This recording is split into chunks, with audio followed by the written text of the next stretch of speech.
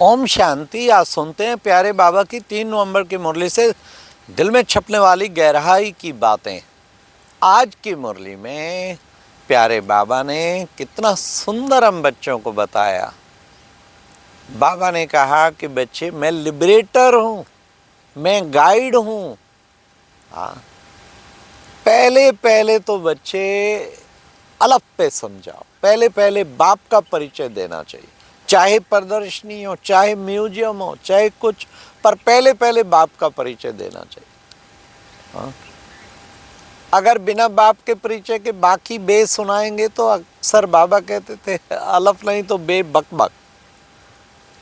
हाँ, पहले जब भगवान बाप सुनाते, निश्चय हो जाए, फिर बाबा ने कहा बाकी फिर प्रश्न नहीं पूछेंगे ज्यादा। ये निश्चय पहले कराओ।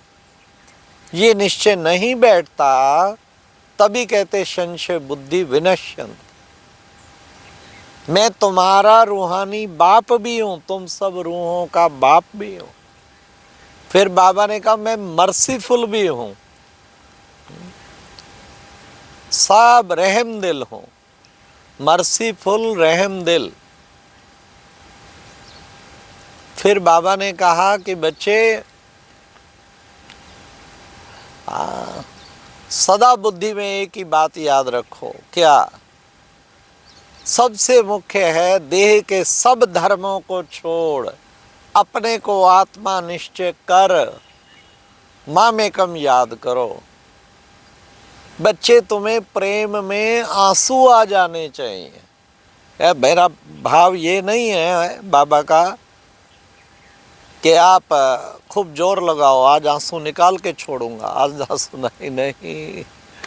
बाबा के प्यार से गुण गाओ, आंखें नम हो जाएंगी। बाबा के एहसान याद करो। लेकिन हाँ, आंसू निकालना कोई लक्ष्य नहीं है। निकले ठीक, ना निकले तो भी ठीक, आप बाबा के प्यार में मग्न के नंबर हैं। आज बाबा ने कहा ये एक एक ज्ञान रतन बच्चे कितना वैल्यूएबल है, इनका तुम्हें कितना कदर होना चाहिए। बाबा ने बड़े अच्छे अच्छे आज सम्मान के टाइटल दिए। क्या दिए? तुम हो रूप बसंत। वाह, रूप बसंत। हाँ, रूप बसंत की कहानी है ना। रूप कंवर और बसंत कंवर दोनों राजा के बच्चे थे ना, फिर कैसे रूप राजा बना पूरी कहानी है। फिर बाबा ने कहा कि बच्चे, तुम हो पद्मा पदम पति। देखो कितना सुंदर टाइटल मिला। पद्मों की कमाई, हर कदम में श्रीमत पे जो बच्चा चलेगा ना, उसकी पद्मों की कमाई जमा ही जमा। बाबा ने कहा जो समझने आते उन्हें अच्छी तरह समझाओ, बाप का परिचय दो। अगर लगता है नहीं समझ रहा है, तवई है। तवई क्यों कहते? तवे पे पानी डालो, गया, सूख गया, तो परख लो। बाबा ने कहा नब्ज देख के समझाना चाहिए। तवई है तो रवाना कर देना चाहिए, छोड़ देना चाहिए। अब बच्चे, तुम हो बेपरवाह बादशाह जिनका पार्ट होगा ना वो आ ही जाएंगे। तुम्हें क्या परवाह किसी चीज की। आज बाबा ने बड़ा सुंदर बताया है। मेरे रथ पे सवारी है, ब्रह्मा बाबा ने कहा। मैंने रथ उधार में दिया है। हाँ, बाबा एवज में मुझे देखो कितना नंबर 1 बना देते हैं कूले पे बाप चढ़ाते हैं ना, तुम बच्चों को भी कूले पे चढ़ाता हूँ। फिर बाबा ने आज कितने हम बच्चों को साथ साथ शिक्षाएं दी। शिक्षा ही तो हमें महान बनाती है। तो बाबा कहते हैं उन शिक्षाओं को धारण करना है ना, तुम्हें अपना टाइम वेस्ट कभी नहीं करना, क्योंकि तुम्हारा टाइम बड़ा वैल्यूएबल है। इसलिए बाबा कहते तुम्हें टाइम वेस्ट नहीं करना।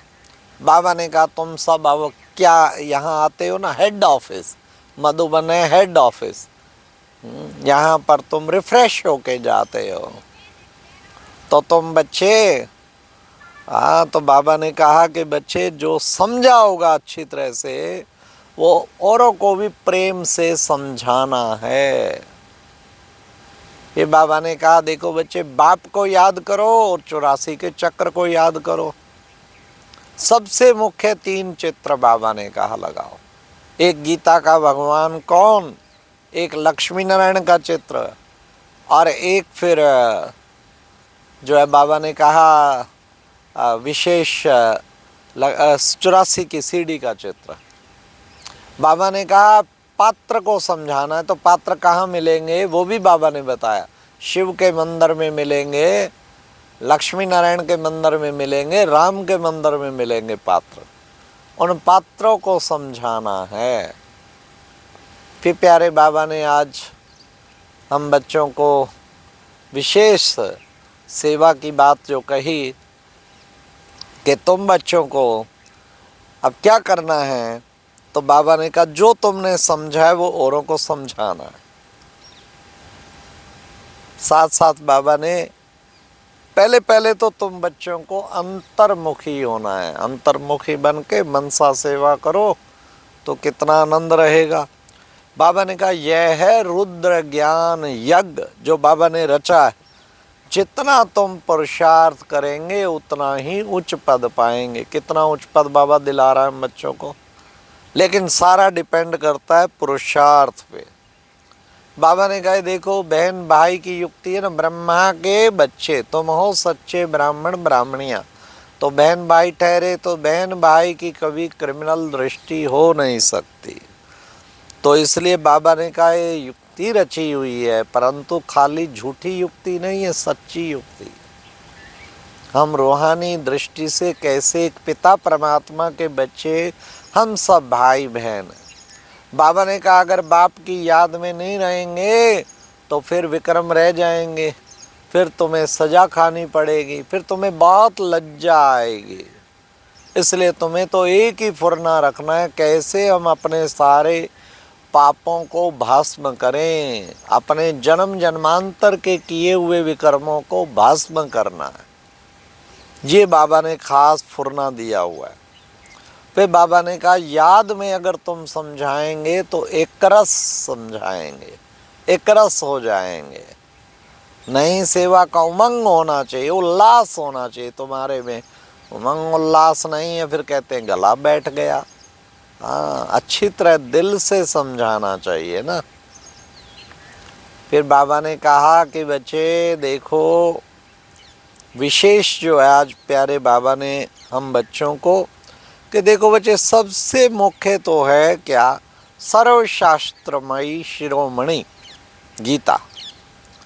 तो वो श्रीमद् भगवत गीता, अब गीता का भगवान आया है सबको सुनाने के लिए।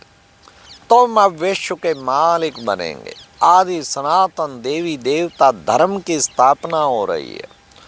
और बाबा ने कहा सतयुग में सब सुख शांति में रहते हैं, दुख की तो बात ही नहीं। लक्ष्मी नारायण के राज में कोई दुख नहीं। आज की मुरली में वरदान था, बाबा ने कहा मैं रूहानी यात्री हूँ। इस स्मृति से सदा उपराम न्यारे और निर्मोही भाव। उपराम ऊपर वाले राम के पास रहना, उपराम शिव बाबा के पास रहना। न्यारे जब चाहे शरीर से डिटैच हो जाए, जब आ जाए।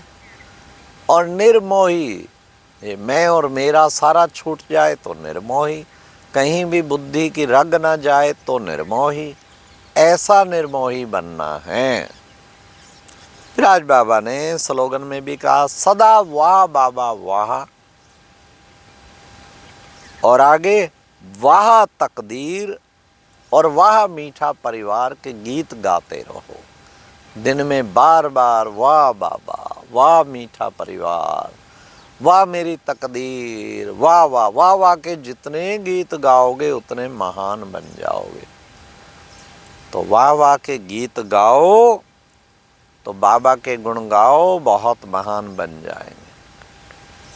फिर बाबा ने कहा कि बच्चे तुम बच्चों को अव्यक्त इशारा क्या है, विदेही बनना, अशरीरी बनने का प्रयोग करो बार बार। जब चाहें देह से न्यारे हो। जैसे बाप शरीर में आता फिर न्यारा हो जाता, ऐसे तुम बच्चे भी न्यारे और प्यारे बन जाओ। अच्छा, ओम शांति। ये थी आज की मुरली से दिल में छपने वाली गहराई की बात है। ओम शांति।